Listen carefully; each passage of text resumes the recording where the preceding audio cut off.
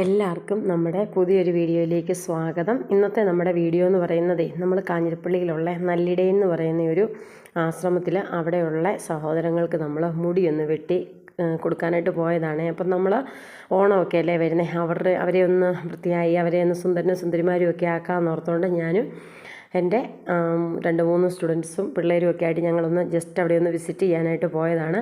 പോയി അവരുടെ മുടിയൊക്കെ ഒന്ന് വെട്ടിക്കൊടുത്ത് നല്ല ഇതാക്കി.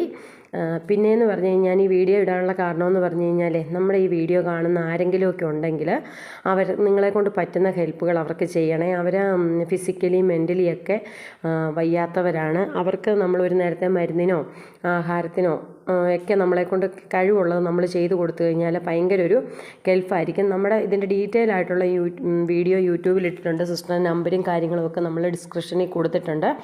ഇത് സ്ഥിതി ചെയ്യുന്നത് കാഞ്ഞിരപ്പള്ളി ആനിത്തോട്ടം എന്ന് പറഞ്ഞ സ്ഥലത്താണ് സ്ഥിതി ചെയ്യുന്നത്. അവിടെ 39-40ഓളം സഹോദരിമാരുണ്ട്. പ്രായമുള്ളവരും ചെറിയ ആൾക്കാരും കിടപ്പ് രോഗികളും എല്ലാ തരത്തിലുള്ള ആൾക്കാരും അവിടെയുണ്ട്.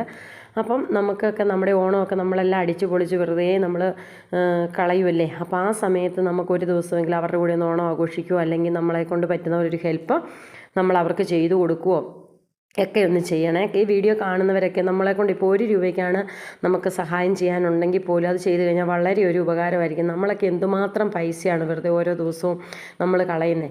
അപ്പോൾ ഈ പ്രാവശ്യത്തെ ഓണത്തിന് നമുക്കെല്ലാവർക്കും നമ്മളെ കൊണ്ട് കഴിയുന്നൊരു സഹായം നമുക്ക് അവർക്ക് വേണ്ടിയിട്ട് ചെയ്യാവേ.